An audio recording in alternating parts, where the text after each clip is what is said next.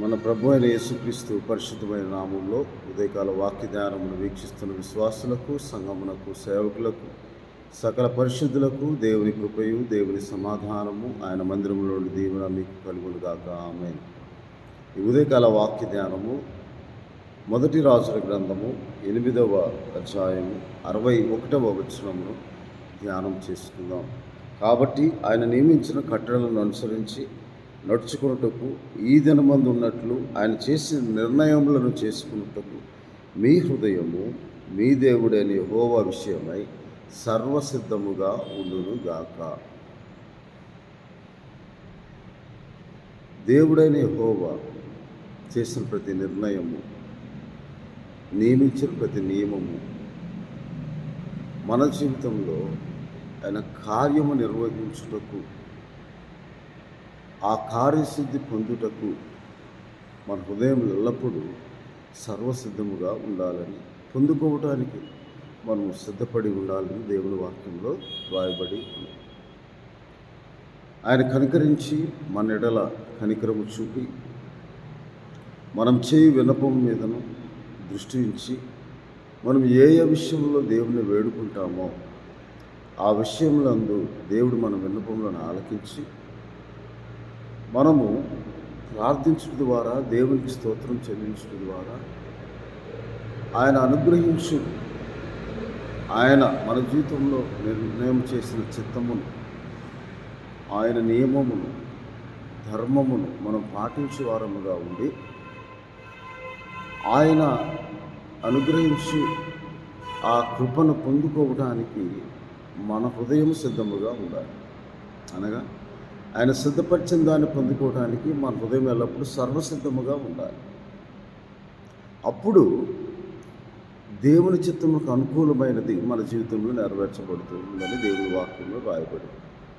కాబట్టి ఆయన చేసిన నిర్ణయములను చేసుకుంటకు, ఆయన కట్టలను అనుసరించి నడుచుకుంటకు మన హృదయము మన దేవుడైన యెహోవా విషయమై సర్వసిద్ధముగా ఉండాలని దేవుని వాక్యంలో రాయబడింది.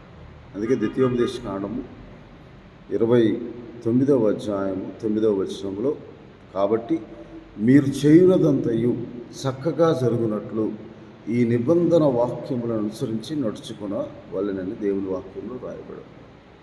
మనం చేయునదంతయు దేవుని చిత్త ప్రకారము చక్కగా, క్రమముగా, మర్యాదగా జరుగునట్లు, మన జీవితంలో నెరవేర్చబడినట్లు మనము ఆయన అనుగ్రహించిన నిబంధన వాక్యములను, ఆ వాక్యములు ఏమిటంటే ఆయన ధర్మముగా, ఆయన చేసిన నిర్ణయములుగా, ఆయన సత్య ప్రమాణములుగా, ఆయన శుభ వాగ్దానములుగా మన జీవితంలో ఆయన సిద్ధపరిచి దాచించిన మేలును పొందుకోవడానికి మన హృదయము సిద్ధముగా లేని ఎడల దాన్ని పొందుకోలేము. కేవలం ప్రార్థించడం ద్వారా మనము అన్నీ పొందుకుంటామనుకుంటాము, కానీ మన హృదయం యొక్క సిద్ధపాటును ఆయన గ్రహించి ఆయన చిత్తముకు అనుకూలమైన దానిని మన జీవితంలో నెరవేర్చుటకు ఆయన వాక్యము మన హృదయంలో పదిలపరచబడి ఉన్నప్పుడు ఆయన మన జీవితంలో, మన హృదయంలో ఎరిగిన ఆ వాక్యమే కార్యసిద్ధి విశ్వాసం ద్వారా మనకు అనుగ్రహింపబడుతుంది. అది సర్వసిద్ధంగా ఉండుట. ఎల్లప్పుడూ దేవుడు కార్యం నిర్వహించి మనకు ఆయన అనుగ్రహించు ఆ దీవెనను పొందుకోవటానికి మన హృదయం ఎల్లప్పుడూ మనం చేయనంతయు చక్కగా జరుగునట్లుగా ఆయన మనకు అనుగ్రహించిన మాటను మన హృదయంలో శుభవాగ్దానముగా, మంచి మాటగా, దయగల మాటగా మనం దాన్ని నమ్మి గ్రహించి హృదయంలో పదిలపరుచుకొని ఆయన ఎరిగిన ఆయన మాట మన హృదయంలో ఉండినప్పుడు ఆ మాట, ఆయన అనుగ్రహించిన వాగ్దానమును, అనుగ్రహించిన ఆ శుభవాగ్దానమును, ఆయన చేయదలిచిన ఆయన చిత్తమును, ఆయన నిర్ణయమును పొందుకోవటానికి మనం సర్వసిద్ధముగా ఉంటాం. కాబట్టి ఆయన మాటలన్నీ, ఆయన వాక్యములన్నీ ద్వితీయోపదేశ కాండము 32వ అధ్యాయంలో 46వ వచనంలో, మరియు వారితో ఇట్లను, మీతో సాక్ష్యముగా నేడు నేను పలికిన మాటలన్నిటినీ మీ మనస్సులో పెట్టుకొని, మన మనసులో దేవుని వాక్యము ఉండాలి.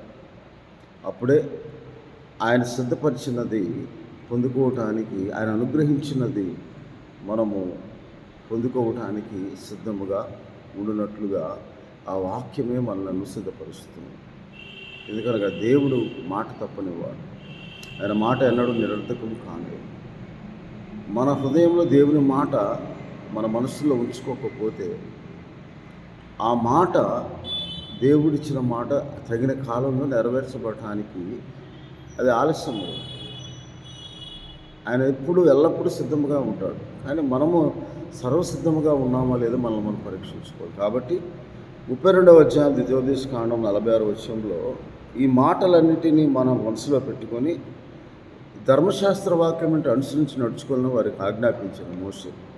ఇది మీకు నిరర్థకమైన మాట కాదు, ఇది మీకు జీవమే అని దేవుని వాక్యంలో రాయబడి. ఆ మాట, దేవుని మాట జీవము గల మాట, నిరర్థకమైనది కాదు. దేవుని మాట ఎన్నడూ నిరర్థకము కానేరదని లూకాసు సువార్తలో దేవుని వాక్యంలో రాయబడింది. లూకాసు సువార్త 2వ అధ్యాయంలో దేవుని దూత ఇలాగూ మరియతో సెలవిచ్చిన మాటను మనం జ్ఞాపకం చేసుకోవాలి. ఎందుకనగా దేవుడి చెప్పిన మాట 37వ వచనంలో దేవుడు చెప్పిన ఏ మాట అయినా నిరర్థకం కానేరదని ఆమెతో చెప్పాను. దేవుని మాట నిరర్థకమైన మాట కాదు, అది మనకి జీవం. ఆ జీవం గల మాటను మన మనసులో ఉంచుకున్నప్పుడు దేవుడు కార్యము నిర్వహించి చేయుట గల సర్వసిద్ధముగా మన హృదయం ఉండినప్పుడు ఆ కార్యము దేవుడు నిర్వహిస్తాడు. అందుకే నమ్ముట నీ వలనైతే నమ్ము ప్రతివానికి దేవుడు వారి జీవితంలో కార్యం చేయుటకు సమస్తము సాధ్యము అని దేవుని వాక్యంలో రాయబడింది. కాబట్టి విశ్వాసము లేకుండా హెబ్రీయులకు రాసిన పత్రిక 11వ అధ్యాయం 6వ వచనంలో, మార్కు సువార్త 9వ అధ్యాయం 23 నమ్ముట నీ వలనైతే అన్న మాటకు హెబ్రీయులకు రాసిన పత్రిక 11వ అధ్యాయం విశ్వాసము లేకుండా దేవునికి ఇష్టలేనుట అసాధ్యము. ఆయన వద్దకు వచ్చేవారు ఆయన ఉన్నాడని నమ్మి తను వెతుకు వారికి ఫలము దయచేవాడని నమ్మవలను కదా.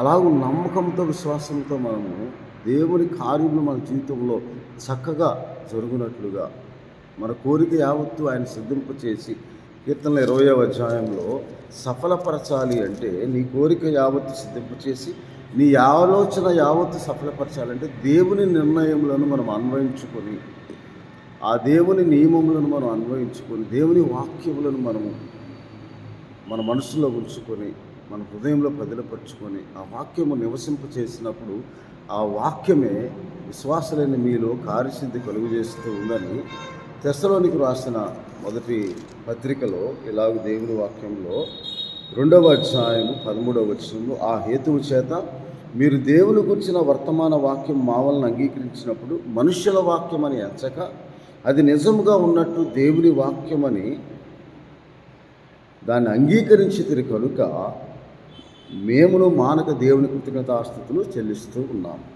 ఆ వాక్యము విశ్వాసులైన మీలో కార్యసిద్ధి, ఆ వాక్యమే దేవుని నిర్ణయం, ఆ వాక్యమే దేవుని చిత్తమును మనకు తెలియజేస్తుంది, ఆ వాక్యమే దేవుని నియమమును అనుసరించినట్లుగా నడిపిస్తుంది, ఆ వాక్యమే మన పాదములకు దీపము, మన త్రోవకు వెలుగుగా ఉండి దేవుడు అనుగ్రహించు ఆ సమాధాన స్థితిని, కుటుంబంలో శోధనలు, ఇబ్బందులు, కష్టములు ఉన్నప్పుడు, ఇతర ఇబ్బందులు ఉన్నప్పుడు ఆత్మీయముగా మనము వాక్యము ద్వారా బలాభివృద్ధి ఉంది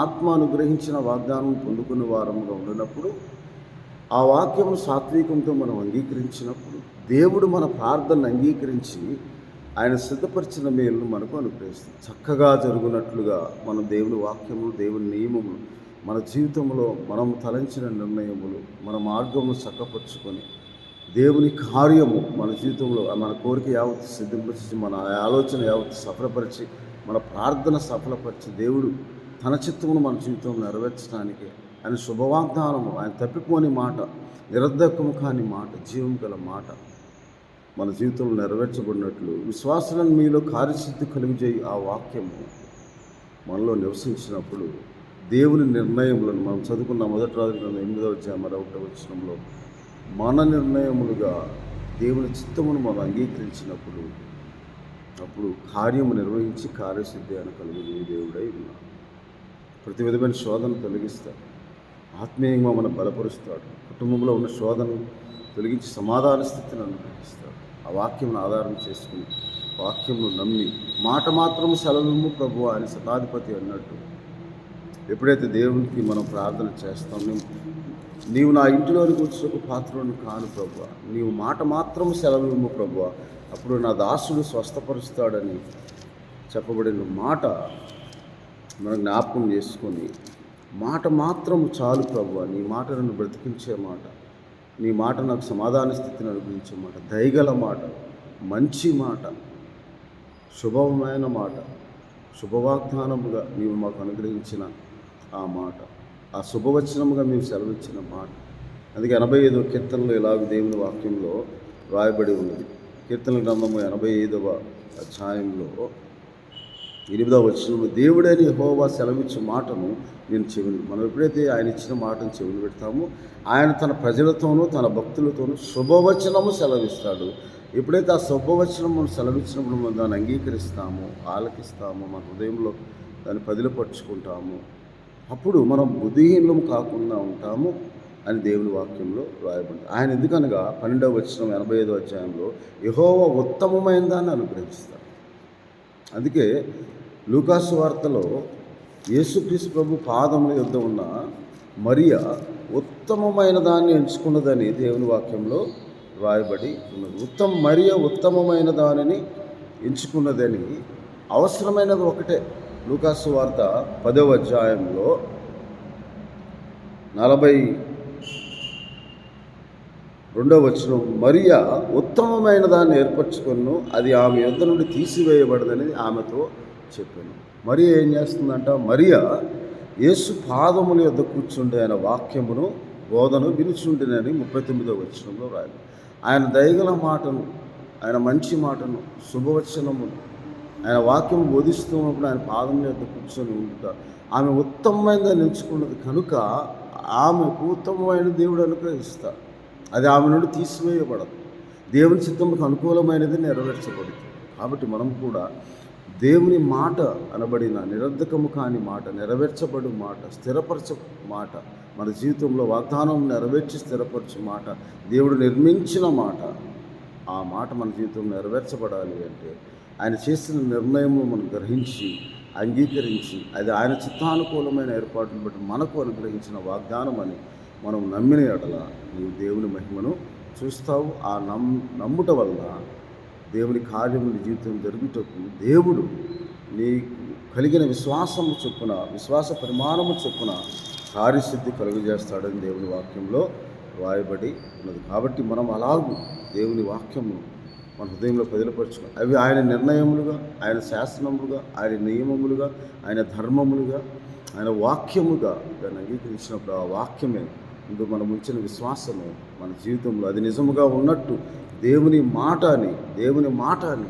లూకాసు వార్త 7వ అధ్యాయంలో శతాధిపతి తన సేవకుని గురించి ప్రార్థిస్తూ 7వ వచనం, అందుచేత నీ యొద్దకు వచ్చినప్పుడు నేను పాత్రను కాదని ఎంచుకోలేదు, అయితే మాట మాత్రం సెలవిమ్ము, అప్పుడు నా దాసుడు స్వస్థపరచబడును అని దేవుని వాక్యంలో రాదు. అది విశ్వాసంతో కూడిన మాట ఉన్నప్పుడు ప్రభువు కూడా ఆ మాటలు విని ఆశ్చర్యపడేంత విశ్వాసం మన జీవితంలో. కొన్నిసార్లు మనం అవిశ్వాసంలో ఉంటాం కాబట్టి మన జీవితంలో అద్భుతంగా జరగవని దేవుని వాక్యంలో రాయబడి ఉన్నది.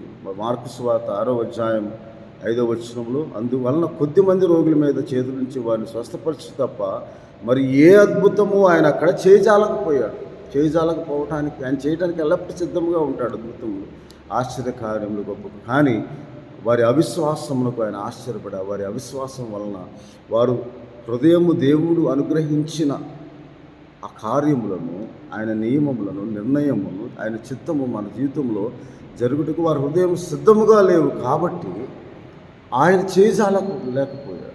వారి జీవితంలో కార్యసిద్ధి కలుగులేదు. వారి అవిశ్వాసంలో కూడా ఆయన ఆశ్చర్యపడ్డాడు. ఆయన ఎల్లప్పుడూ అద్భుత కార్యములు, ఆశ్చర్యకార్యం చేయటానికి, సమాధాన స్థితిని నిర్ణయించిన పాపమును క్షమించడానికి, ఆత్మరక్షణ కొరకు ఆయన ఎల్లప్పుడూ సిద్ధముగా ఉంటాడు. అందుకే మీ హృదయములు ఎల్లప్పుడూ దేవుని విషయంలో సర్వసిద్ధముగా ఉండినప్పుడు ఆయన మీ కొరకు సిద్ధపరిచిన దానిని మీరు పొందుకోవటానికి ఆయన ఎల్లప్పుడూ సిద్ధముగా అనుగ్రహించడానికి సిద్ధముగా ఉంటాడు. అటువంటి అవిశ్వాసం మనలో అపనమ్మకం ఉన్నప్పుడు, అయ్యా నా అపనమ్మకం లేకుండా నాకు సహాయం చేయి ప్రభు అని మార్కు సువార్త 9వ అధ్యాయం 23, 24 వచనాల్లో ప్రకారం అలాగ ప్రార్థన చేసి మనము, అందుకే యెహోవా దేవుడు అంటాడు ఇర్మీయా గ్రంథం 3వ అధ్యాయం 21వ వచనంలో, భ్రష్టులైన బిడ్డలారా తిరిగి రండి, నేను మీ అవిశ్వాసములు బాగు చేస్తాను. ఆయన ఎద్దుకు తిరిగి వచ్చి ఆయన నామందు విశ్వాసం ఉంచి ఆయన మాటను ముందు నమ్మిక ఉంచి మనము దేవుడు అనుగ్రహించి దాన్ని పొందుకోవడానికి మన హృదయం ఎల్లప్పుడూ సర్వసిద్ధముగా ఉండాలని దేవుని వాక్యం చేశారు. ఆ మాట సెలవిచ్చే మాట మనం పొందుకొని ఆ మాట మన జీవితంలో దేవుని చిత్తంకు అనుకూలమైన దాన్ని నెరవేర్చుటకు మనము సిద్ధముగా ఉండాలని దేవుని వాక్యంలో అందుకే కొలసీలకు రాసిన పత్రికలో అపోస్తలుడైన పౌలు గారు ఇలాగ సెలవిస్తూ ఉన్నాడు.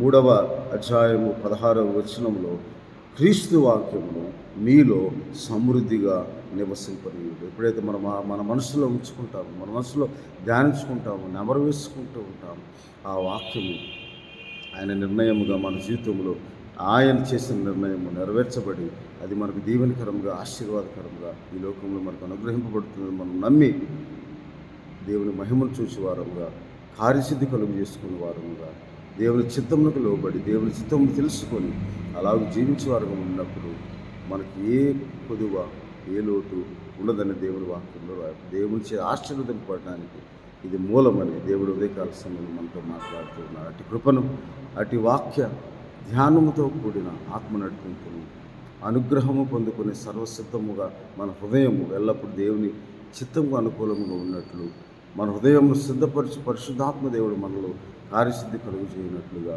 దేవుడు మిమ్మల్ని దీవించుగాక. ఆమె. ప్రభువానికి స్తోత్రాలు. అవును తండ్రి, మీ నిర్ణయములు మీ చిత్తములు మీకు అనుకూలమైన దాన్ని మా జీవితంలో నెరవేర్చుటకు ఆటంకము ప్రతి శోధనలు ప్రతి అపనమ్మకమును అవిశ్వాసము బాగు చేసి మీ వాక్యము మా హృదయంలో తెచ్చుకొని నివసించి మీ వాక్యము ద్వారా విశ్వాసులైన మాలో కార్యసిద్ధి కలిగి మీ శక్తిని, క్రియాశక్తిని, కార్యసాధకమైన క్రియాశక్తిని ప్రతి ఒక్కరి జీవితంలో నెరవేర్చి సహాయం చేయమని, అప్రముఖం లేకుండా సహాయం చేయమని, అవిశ్వాసం లేకుండా సహాయం చేయమని ప్రభువా, ప్రతి ఒక్కరి జీవితంలో గొప్ప కార్యం అద్భుత జరిగించి ఆరోగ్యము, క్షేమము, స్వస్థత, అభివృద్ధి, ఆశీర్వాదం అనుగ్రహించమని మా ప్రభువును రక్షకుడైన యేసుక్రీస్తు వారి పరిశుద్ధమైన నామం ప్రార్థన చేయించున్నాం తండ్రి. ఆమేన్. మన తండ్రి అయిన దేవుని ప్రేమ, ప్రభువును రక్షకుడైన యేసుక్రీస్తు వారి కృప, పరిశుద్ధాత్మని ఆదరణ పొందుకొనుటకు శక్తిగల ఆయన వాక్యము మన హృదయంలో నివసించి ఆయన అనుగ్రహించిన ప్రతి నిర్ణయమును, మంచి మాటను, శుభవాగ్దానముగా దేవుడు మీ జీవితం నెరవేర్చి మిమ్మల్ని ఆశీర్వదించును గాక. ఆమె. దేవుడు మిమ్మల్ని దీవించును గాక. ఆమె.